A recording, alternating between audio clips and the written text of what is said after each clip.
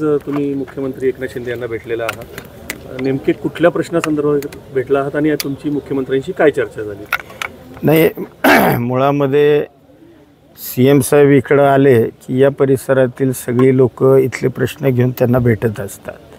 आता या परिसराचा लोकप्रतिनिधी असल्यामुळं मी सुद्धा ते ज्या वेळेला गावी येतात त्यावेळेला मीही अनेक प्रश्न मतदारसंघातले घेऊन त्यांना भेटत असतो. आज नॅशनल हायवे जो आपला आहे पुणे ते बेंगलोर, या नॅशनल हायवेवर वेळे म्हणून जे गाव वाई तालुक्यामधलं आहे, या गावाच्या इथल्या उड्डाणपुलाचा प्रश्न घेऊन मी आज CM साहेबांना भेटायला आलो होतो.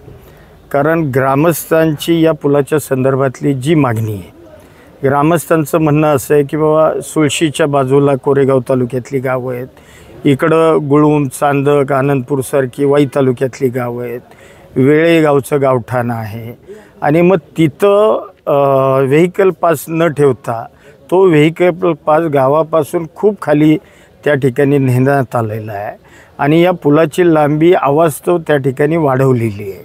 त्यामुळं ग्रामस्थांचं हे गेले कित्येक वर्षाचं जे मागणं होतं, परंतु दुर्दैवानं नॅशनल हायवेवाल्यांनी ते तितकंसं काही विचारात घेतलं नाही आणि मग हाच प्रश्न CM साहेबांच्या कानावर घातला आणि त्यांनी निश्चितपणानं वरिष्ठ अधिकाऱ्यांना फोन करून नॅशनल हायवेच्या या संदर्भामध्ये योग्य त्या सूचना दिलेल्या आहेत आणि हा प्रश्न मार्गी लावण्याच्या संदर्भातली भूमिका ही आज त्यांनी घेतलेली आहे. दुसरा धोम बलकवडीचाच विषय नेमका कशात अडलेला आणि कशा? नाही, धोम बलकवडीचं म्हणजे बलकवडीचं धरण झालं.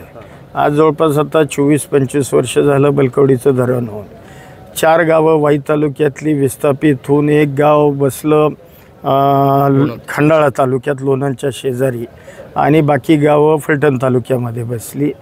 या गावांचे काही महसूल विभागाच्या अनुषंगानं काही प्रश्न होते आणि ते सगळं शिष्टमंडळ या 4ही गावांचं CM साहेबांना भेटायला आतुर होतं आणि सुरुवातीला ते मला भेटले आणि मग त्यांना घेऊन आलो आणि त्यांचेही प्रश्न जे होते, त्यांच्या ज्या मागण्या होत्या, ज्या अडचणी होत्या, त्या मांडण्याचा या ठिकाणी प्रयत्न केला आणि त्यांनीही या संदर्भातले निर्देश हे कलेक्टरना योग्य पद्धतीने दिलेले आहेत. बाबा, आपण वाई खंडाळा महाबळेश्वरचे आमदार आहात, परंतु महाबळेश्वरचे 2 प्रश्न फार आता जटिल झालेले आहेत महाबळेश्वरच्या भागामधले. एक जो प्रश्न आहे तो आपल्या झाडाणीचा विषय आहे, जिथं GST कमिशनर यांनी 740 एकर जागा घेतली. आणि दुसरी म्हणजे पोर्शे कार ॲक्सिडेंटमधला जो अगरवाल आहे, त्यांनी अनधिकृतपणे MPG नावाचं हॉटेल घेतलेलं आहे. तर आपण स्थानिक लोकप्रतिनिधी आहात, त्या बाबतीत काय सांगाल नेमकं? नाही, मुळामध्ये झाडाणीचा जो विषय आहे या संदर्भामध्ये शासनानं कलेक्टरना किंवा CM साहेबांनी सुद्धा